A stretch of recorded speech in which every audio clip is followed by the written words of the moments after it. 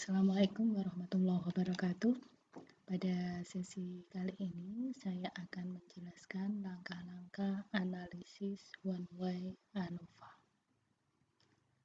One way ANOVA ada yang menyebut uji banding lebih dari 2 sampel. Sampel yang dimaksud adalah sampel yang saling bebas.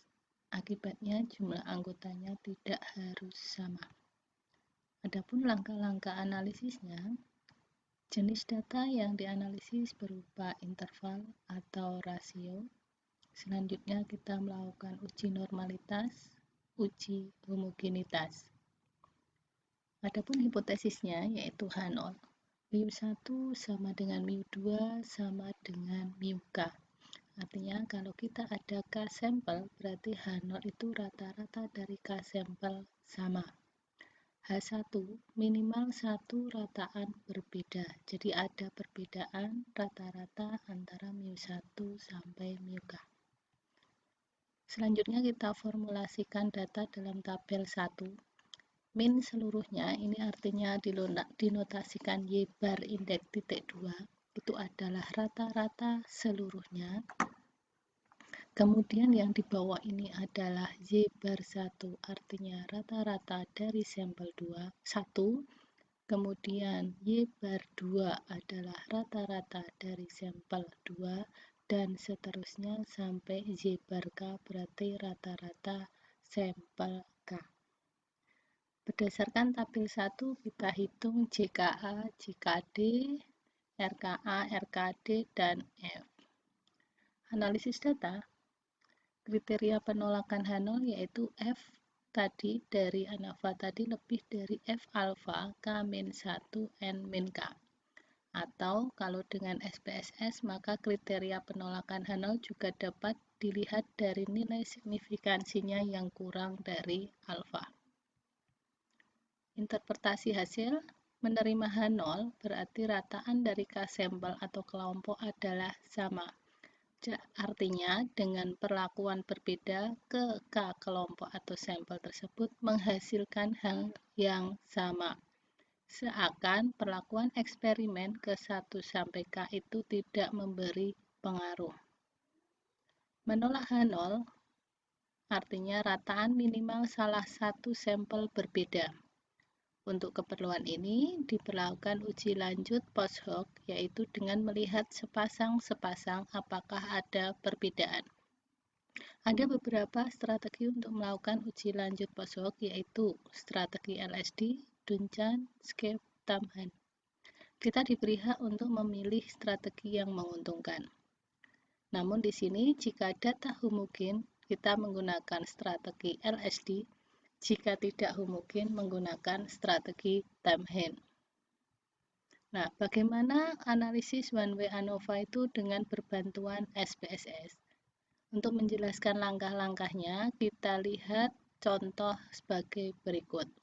Jadi dalam tabel ini adalah hasil belajar yang menggunakan kelas metode A dengan menggunakan metode A, kemudian kelas yang menggunakan metode B, kemudian kelas yang menggunakan metode C pembelajarannya.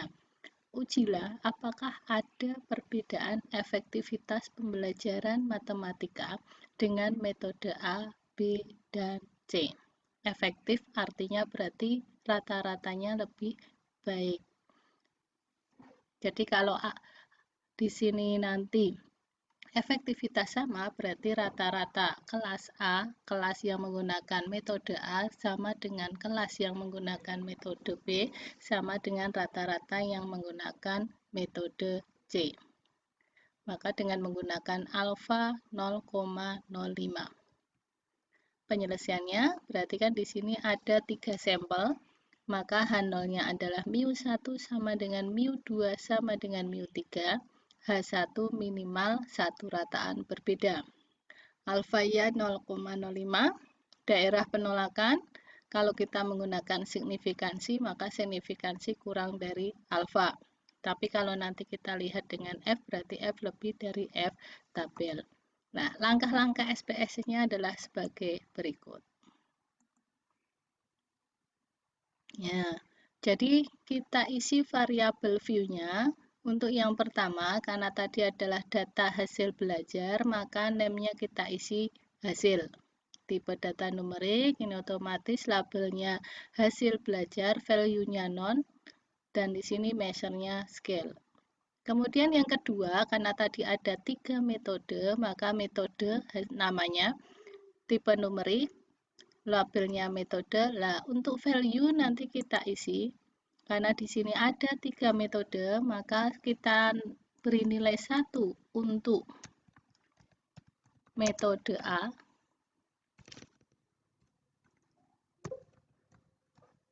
Metode A, kita add. Kemudian 2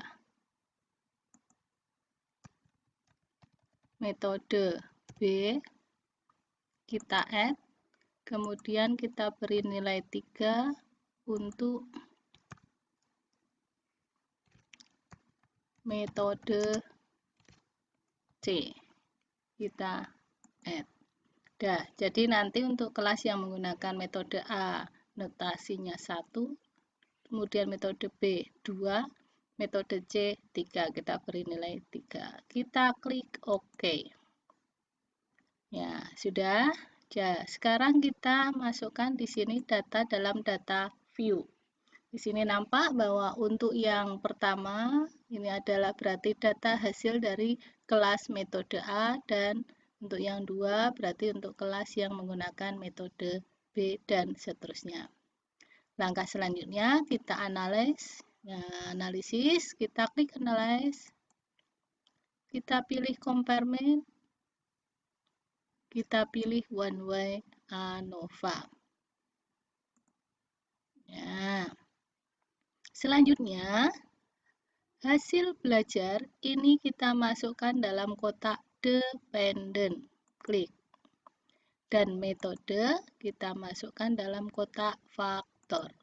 Sudah. Jadi hasil belajar masuk di kotak dependent, metode masuk di kotak faktor. Selanjutnya, kita klik option. Nah, dalam klik option ini adalah data yang ingin kita tampilkan. Jadi di sini misalnya kita ingin mengetahui statistik deskriptifnya. Kemudian kita butuh variansi, uji variansinya nanti homogen apa tidak homogen. Kemudian untuk missing value-nya kita pilih yang pertama. Dah. Kita klik continue. Jadi di sini pilih deskriptif, homogeneity of variant test, kemudian missing value-nya pilih yang pertama. Kita klik continue. Nah, tadi kalau ada perbedaan maka ada uji lanjutan yaitu post hoc. Maka selanjutnya tadi setelah klik option, sekarang klik post hoc. Nah, dalam post hoc tadi sudah dijelaskan kalau variansi sama menggunakan LSD, kalau variansi tidak sama menggunakan Tamhen. Alfanya tadi 0,05. Sudah, sekarang kita klik continue. Sudah. Kita klik OK, langkah terakhir. OK.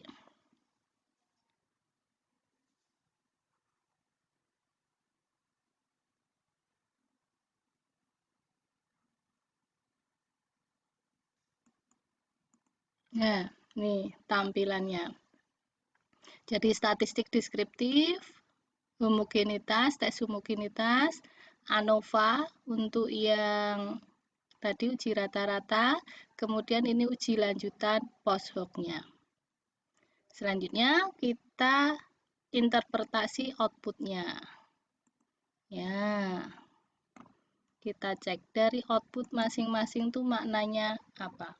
Ya, dari output pertama, dari statistik deskriptif, di sini kita bisa tahu rata-ratanya, standar deviasinya, data minimum, data maksimum dari masing-masing kelas.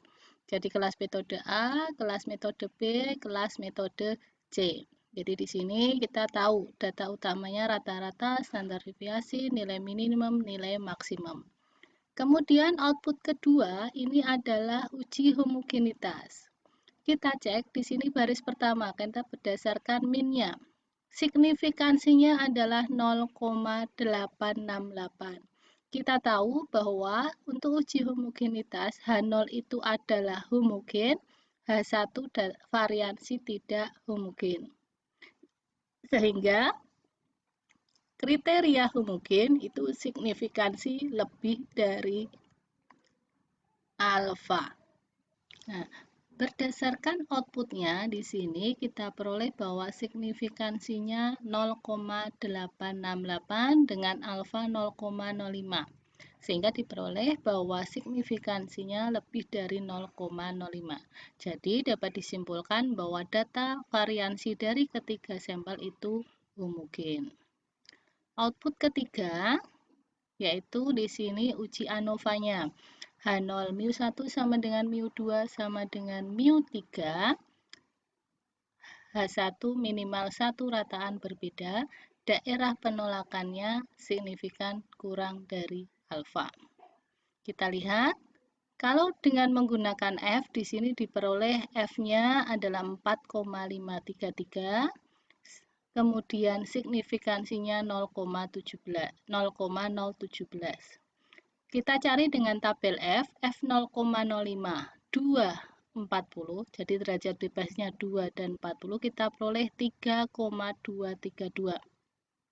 Sehingga kalau dengan menggunakan F hitung, itu lebih dari F tabel, maka H0 ditolak. Begitu juga kalau kita menggunakan nilai signifikan. Nilai signifikansinya kurang dari 0,05, maka H0 ditolak. Jadi, ketiga sampel mempunyai rata-rata tidak sama. Untuk output yang keempat, karena di sini rata-rata tidak sama, maka kita lakukan uji post hoc. Nah, outputnya karena tadi data homogen, berarti yang kita perhatikan yang atas, yaitu yang LSD. Dari LSD ini nampak bahwa, kita cek. Nah, untuk pasang-pasangan, dua pasangan, yaitu kita lihat dulu antara metode A dan metode B. Hipotesisnya berarti rata-rata dari kelas yang menggunakan metode A sama dengan metode B, H1-nya mu A tidak sama dengan mu B. Di sini diperoleh bahwa signifikansinya 0,20. Sehingga dapat disimpulkan bahwa signifikansinya kurang dari alfa.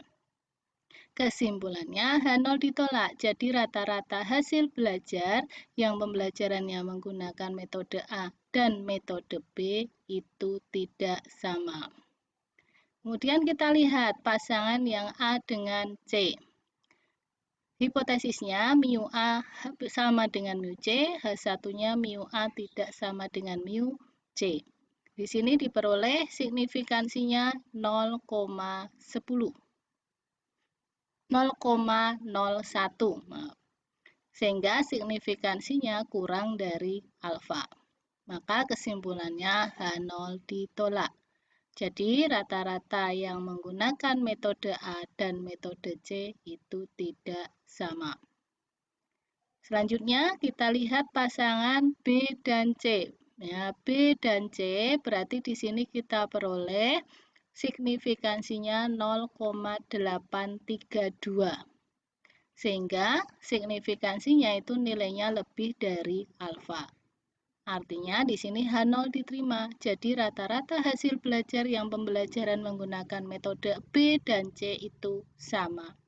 Berdasarkan analisis 1, 2, 3, berarti kan di sini kita peroleh bahwa rata-rata dari ketiga sampel yang berbeda adalah rata-rata hasil belajar kelas yang menggunakan metode A. Oke, demikian penjelasan terkait uji menggunakan analisis one way ANOVA. Terima kasih. Assalamualaikum warahmatullahi wabarakatuh.